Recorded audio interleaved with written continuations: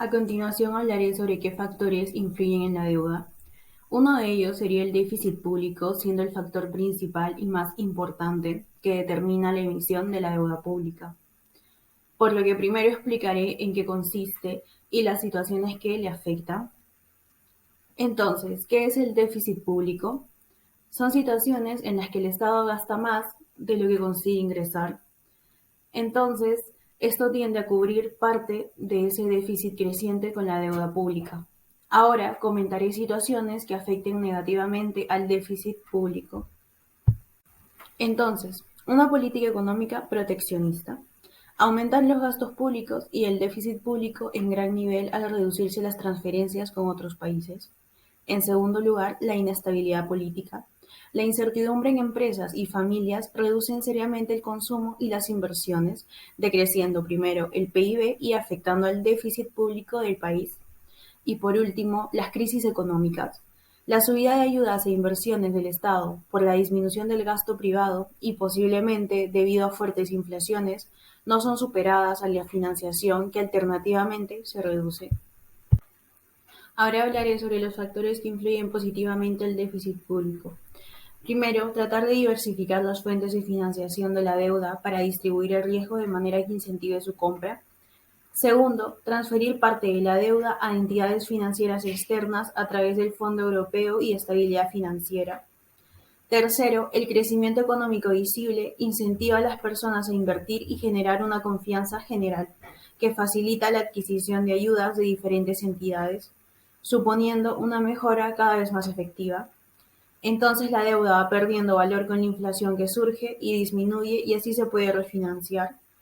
Y ahora mi compañera Paula les continuará explicando este tema. Ahora voy a explicar otros factores que influyen en la deuda pública. En primer lugar, una reestructuración de la deuda, negociando nuevas condiciones de pago y tipos de intereses con los acreedores. Una buena negociación puede reducir gran parte de la deuda pública, pero conllevará unos costes futuros que pueden también empeorar la situación. Respecto al PIB, un aumento de la producción pues mostrará un mayor nivel de riqueza, de desarrollo de la actividad comercial y atraerá más inversores.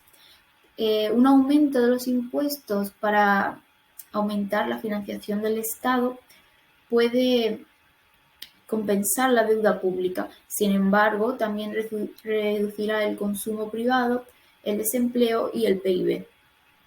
Se debe de analizar el origen de las inversiones, dado que si la mayoría de ellas provienen del extranjero, el dinero que el país gasta para pagar los intereses no se estaría distribuyendo entre la población nacional, por lo que no impulsaría el consumo e implicaría un mayor decrecimiento económico difícil de recuperar.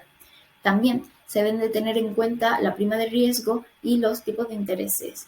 A mayor riesgo, los bancos tendrán que pagar más para financiarse, lo cual afectará al cliente final, su poder adquisitivo y aumentará el desempleo. Y respecto al tipo de interés, el Estado debe establecer un tipo de interés realista que pueda asumir para que no empeore su endeudamiento, dándole suficiente tiempo para recuperarse. La mejor situación sería emitir el menor tipo de interés posible, solo si tiene buenas calificaciones en la agencia de calificación crediticia. Y por último, encontramos tres medidas radicales que se pueden llevar a cabo.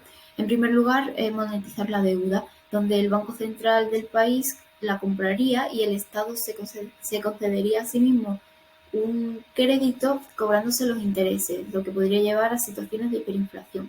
En segundo lugar, si hay superávit primario en las cuentas públicas, se podría amortizar la deuda pagando los bonos en su vencimiento en vez de refinanciarlos. Sin embargo, esto podría reducir la actividad del país.